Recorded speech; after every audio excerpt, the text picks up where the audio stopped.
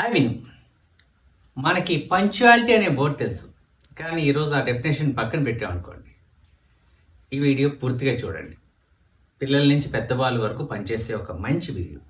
So punctuality అంటే on time రావడం కాదండి, ఒక బఫర్ టైం పెట్టుకొని ముందే ఉండటం లేకపోతే ముందే చేయటం అనేది పంక్చువాలిటీ. ఎందుకో చెప్తాను. మా డేర్లో కూర్చున్నప్పుడు ఏంటంటే కొంతమంది సెల్ లైట్ వేసుకొని సీట్ వెతుక్కుంటూ వచ్చి కూర్చొని ఉంటారు. ఎందుకంటే వీళ్ళు ఒక ప్లానింగ్ తప్పింది.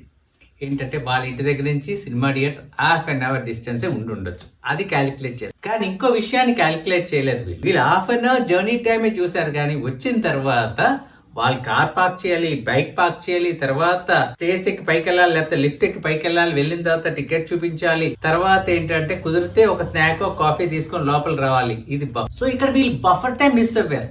సో ఒక ½ ముందు వచ్చి ఉంటే ఇవన్నీ సెటిల్ చేసి రిలాక్స్డ్గా ఎవరిని డిస్టర్బ్ చేయకుండా మూవీ చూడొచ్చు. సో పంక్చువాలిటీ అంటే అది ఒక బఫర్ టైం పెట్టుకోవడం. ఇంకొక ఎగ్జాంపుల్ చెప్తాను. మన పిల్లలతో చాలా మందితో మాట్లాడుతుంటాం, మన ట్రైనింగ్ సెషన్స్లో మాట్లాడుతుంటాం. ఇంజనీరింగ్ పిల్లలకి ఎక్కువ చూసినట్లయితే బ్యాక్లాగ్స్ కనిపిస్తుంటాయి. అదేంటి బ్యాక్లాగ్స్ ఎందుకు ఉన్నాయి అని అడిగామనుకోండి, వాళ్ళు చెప్పేది అంటే మేము ఎగ్జామ్ కోసం చదివాము, మేము డెఫినెట్గా పాస్ అయిపోతాం, 40% మార్క్స్ వస్తాయి, 40% మార్క్స్ కోసం చదివాము, అందుకోసమే మేము ఆ ఒక్క క్వశ్చన్స్ మాత్రం చదవడం వల్ల మేము ఫెయిల్ అయిపోయామని చెప్తారు. కానీ కాదండి, మీరు 40% మార్క్స్ కోసం చదవకూడదు. 60% మార్క్స్ కోసం చదివితే అట్లీస్ట్ మీకు 45% మార్క్స్ అయినా వస్తుంది అనమాట. ఇది బఫర్ అనేది. ఎప్పుడు ప్రతిదీ బఫర్ ఉండాలి. అదేవిధంగా మన జీవితంలో మన వర్క్ ఎన్వైరన్మెంట్ తీసుకున్నట్లయితే మనకి టార్గెట్స్ ఉంటాయి, లేకపోతే మన ప్రాజెక్ట్ డెడ్ లైన్ ఉంటుంది. మనం ఎప్పుడు చేస్తాం project dead line? Project dead లైన్కి దగ్గరలో ఉండి మనం పరిగెడుతూ ఉంటాం. అలా కాదండి, ప్రాజెక్ట్ డెడ్ లైన్ ఈరోజు ఈవినింగ్ అయితే నిన్న మధ్యాహ్నంకే చేసేయటమే పంక్చువాలిటీ అనమాట.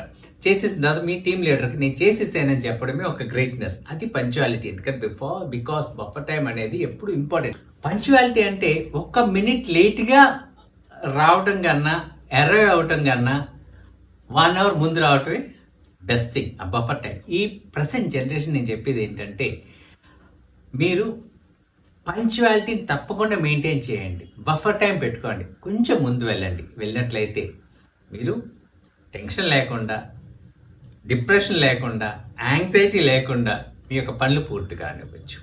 సో పాత జనరేషన్ చూసినట్లయితే ఒక ట్రైన్ ఎక్కాలంటే రైల్వే స్టేషన్కి అరగంట ముందు వెళ్తారు.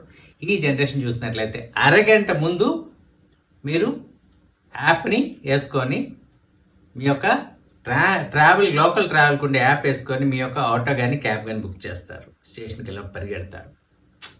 థ్రిల్లింగ్ అనుకుంటారు, కానీ అది dangerous. So buffer time and punctuality important అండి. మీరే థింక్ చేయండి, నేను చెప్పింది కరెక్టా కాదా? మీ కామెంట్స్ కూడా